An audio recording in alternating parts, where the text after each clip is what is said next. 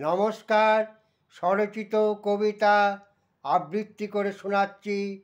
কবিতার নাম পৃথিবীটা।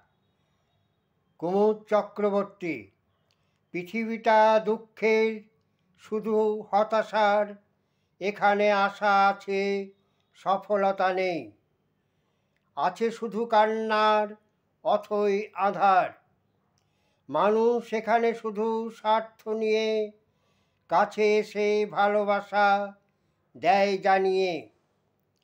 জীবনটা এখানে নাটকে ভরা, আছে শুধু অভিনয় মিথ্যে মায়ার।